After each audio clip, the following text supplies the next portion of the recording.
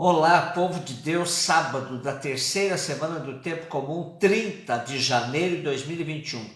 A nossa reflexão de hoje é a partir de Hebreus 11, de 1 a 2 e de 8 a 19 e de Marcos 4, 35 e 41.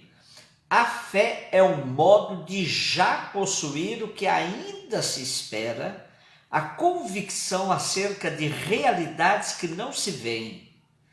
Insistindo na fé e no testemunho, os primeiros versículos do capítulo 11 fornecem o princípio de interpretação que será aplicado a todos os acontecimentos mencionados a seguir. O exegeta Vanhoá afirma: definida de forma impessoal, a fé aqui é posta em correlação com a esperança. Trata-se de um anseio pelo futuro e invisível. Em outras passagens do Segundo Testamento encontram-se pontos de vista diferentes que complementam esse sentido. Paulo, por exemplo, apresenta a fé sobretudo como relação pessoal entre os crentes e seu Senhor. Tiago afirma a insuficiência de uma fé puramente conceitual na existência do Deus único e insiste na vinculação necessária da fé com as obras. Os termos empregados pelo autor são suscetíveis de várias interpretações. O primeiro sentido pode significar substância. Assim, a fé confere existência em nós aos bens espirituais esperados. Também se entende como garantia, título de posse, o que pode parecer ser o sentido do nosso texto de hoje. Outros preferem o sentido de uma firme confiança, convicção íntima, argumento, prova, meio de saber. Os padres gregos insistem na evidência que a fé nos dá, visão do invisível. Os exemplos que seguem a essa definição de fé mostram o poder de vida que a fé contém em si. Se levarmos em conta a narrativa de Gênesis, na verdade foi Abel, o primeiro a morrer por fidelidade para com Deus. Mas o importante mesmo, se a gente consegue então, é ler todo o capítulo 11 da carta aos Hebreus e ir verificando lá no Primeiro Testamento o testemunho das figuras históricas aqui referidas, como pessoas que agiram motivadas pela fé. Interessante observar a argumentação do texto que dá à fé um caráter de comprovação histórica. No nosso texto há um destaque à fé de Abraão e sua descendência, configurando-o como pai de toda uma geração de crentes no Deus único. Como é apresentado, Abraão se torna um referencial de homem de fé, capaz de entregar-se totalmente aos projetos de Deus, ainda que nem tudo estivesse tão claro e evidente. Sobre os antepassados, o autor da carta aos Hebreus tem uma bela afirmação: todos estes morreram na fé, não receberam a realização da promessa, mas a puderam ver e saudar de longe, e se declararam estrangeiros e migrantes nesta terra. Marcos 4, de 35 a 41. Chegamos ao final do capítulo 4 de Marcos.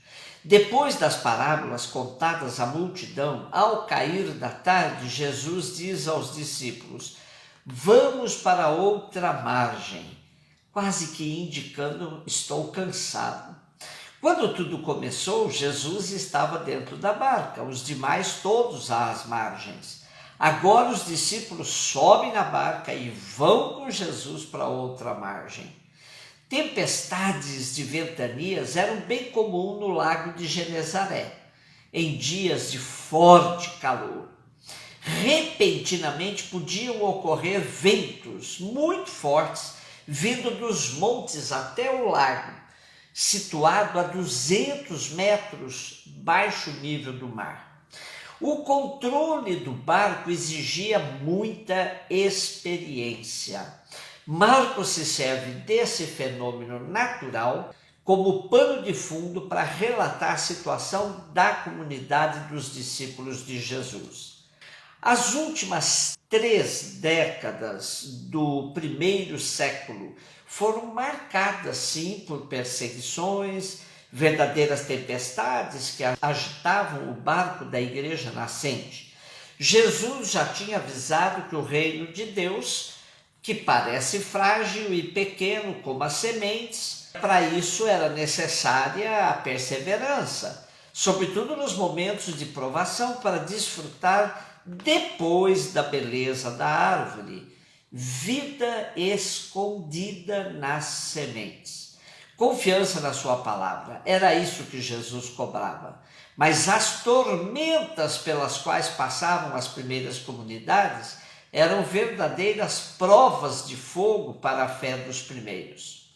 O contraste é evidente no texto de hoje.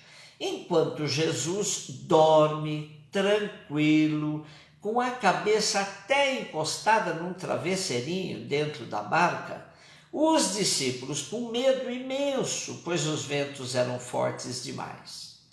Interessante observar que Jesus estava com eles no mesmo barco, mas mesmo assim a fé não era suficiente para colocá-los em sintonia com a calma de Jesus.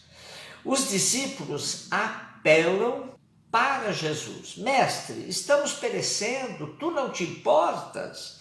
Esse apelo corresponde a todas as nossas súplicas em momentos em que não vemos bem pistas de saída, até pensamos ter sido abandonados por Deus. A atitude de Jesus em pé no barco revela que ele é o Senhor, que até os ventos fortes o obedecem. No Primeiro Testamento, encontramos palavras e nomes míticos para as forças da natureza, que, segundo crenças antigas, queriam submeter e arrasar com toda a humanidade. Ao mesmo tempo, as expressões aludem a um poder demoníaco que estava por detrás desses fenômenos. E assim a atitude de Jesus se configura como uma espécie de exorcismo. Por isso disse Jesus ao vento: cala-te. Os discípulos passam do medo ao temor a Deus, temor de espanto, de admiração do poder de Deus revelado por Jesus sobre a natureza. Por isso dizem: quem é este a quem até o vento e o mar obedecem? Jesus cobra dos discípulos uma atitude mais firme, mais decidida, para que não titubeiem nos momentos de perseguição, dizendo-lhes: por que sois tão medrosos? Ainda não tendes fé? Por trás dessa narrativa de Marcos aparece, na experiência do salmista, lá no Salmo 107, versículo 23 seguintes, que diz assim: desciam em navios pelo mar, comerciando na imensidão das águas. Eles viram as obras de Javé no alto mar, as suas maravilhas. E ele disse: e levantou um vento tempestuoso que elevou as ondas do mar. Eles subiam ao céu e baixavam ao abismo. Sua vida se agitava na desgraça. Rodavam balançando como bêbado, sua habilidade toda foi tragada, e gritaram a Javé na sua aflição, ele os livrou de suas angústias.